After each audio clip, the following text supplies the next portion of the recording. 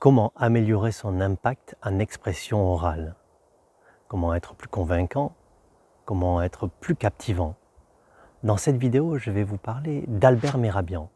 Albert Mehrabian a mené une étude pendant une dizaine d'années et a identifié grâce à cette étude ce qui impactait lorsque l'on s'exprimait.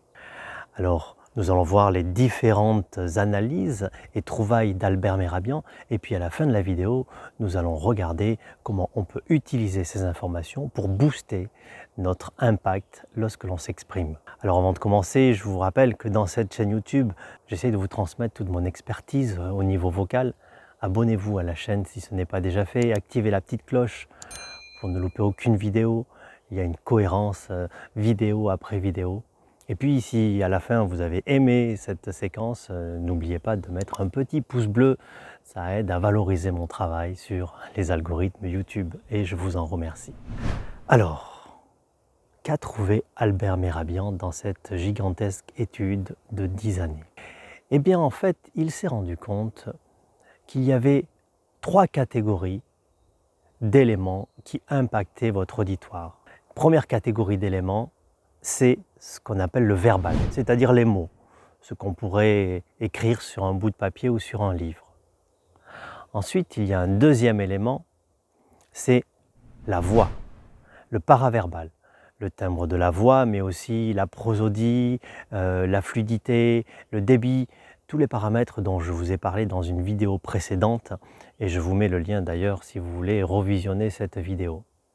Et ensuite, il y a un troisième élément, c'est le non-verbal. Le non-verbal, ce sont les gestes corporels, des bras, mais aussi du visage, les mimiques que nous pouvons avoir. Et il a réussi à attribuer des pourcentages à chacun de ces 3 éléments.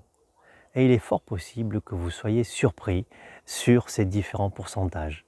D'ailleurs, je vous propose de noter en commentaire quel est le pourcentage qui va le plus vous surprendre. Je vais donc commencer par le pourcentage le moins important. Et figurez-vous que lorsqu'on parle d'impact, alors attention, je précise bien d'impact, pas de contenu, pas de transmission d'informations. Mais lorsqu'on parle d'impact auprès de votre auditoire, l'élément qui a le moins d'importance, curieusement, ce sont les mots. Et le verbal, donc les mots, impacte votre auditoire à hauteur de 7% seulement. Ensuite, en deuxième position, vient la voix dans son ensemble, avec les différents paramètres, comme je l'ai dit précédemment. Et la voix va impacter votre auditoire à hauteur de 38%, ce qui est déjà très conséquent. Et donc les 55% restants reviennent au non-verbal. Et donc le non-verbal, ce sont tous les gestes, le mouvement des mains, la façon dont on se tient, le positionnement de nos jambes, mais aussi tout ce qui se passe sur notre visage, le sourire, les mimiques que nous pouvons avoir avec les joues, les sourcils et ainsi de suite. Donc 7% pour les mots, 38% pour la voix dans son ensemble et 55% pour le non-verbal. Mais vous pouvez me dire à ce stade de la vidéo, et alors, qu'est-ce que je fais de tout ça? Alors premièrement, il y a quelque chose d'extrêmement important lorsqu'on veut vraiment impacter son auditoire, c'est avoir une cohérence entre les 3. Que votre verbal, votre paraverbal et votre non-verbal soient cohérents. Pour vous expliquer cela, je vais vous faire un exemple, vous allez voir, ça va être très clair. Si je vous dis, je suis vraiment très contente d'être avec vous aujourd'hui, je ne suis pas sûr que vous le croyez vraiment. Alors que si je vous dis, je suis vraiment très content d'être avec vous aujourd'hui, là, j'ai beaucoup plus d'impact sur vous et je pense que je suis beaucoup plus convaincant. Dans les 2 cas, les mots sont restés identiques. Je suis vraiment très content d'être avec vous aujourd'hui. Mais vous avez vu, dans le premier cas, ma gestuelle était plutôt morne et ma voix tristoune. Alors que dans le deuxième cas, mes bras se sont agités et ma voix a gagné en énergie, en intensité, en rapidité. Et la prosodie s'est aussi activée. Bon, très bien. Alors une fois qu'on a compris ça, qu'est-ce qu'on fait?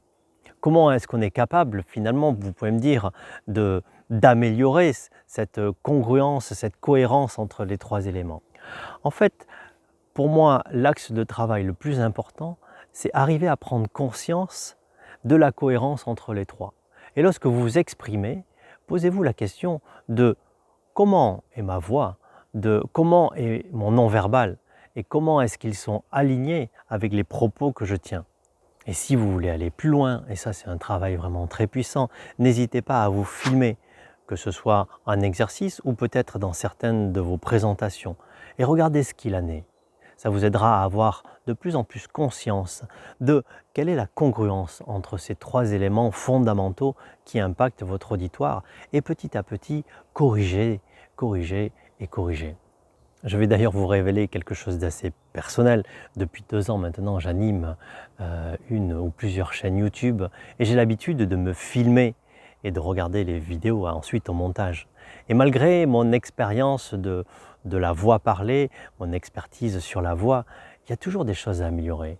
Et si vous saviez combien les vidéos que je fais m'aident à titre personnel à améliorer mon impact, ma façon de m'exprimer, elles me permettent d'identifier certains petits défauts et que je corrige au fur et à mesure. Voilà, j'espère que cette vidéo vous aura plu et qu'elle vous sera utile. N'oubliez pas de me mettre un petit pouce bleu.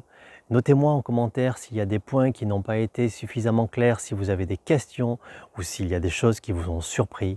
Vous pouvez aussi me noter en commentaire s'il y a des points que vous souhaitez que j'aborde spécifiquement sur le sujet de l'expression vocale et de l'appareil phonatoire dans son ensemble. Je vous dis à bientôt et bon travail.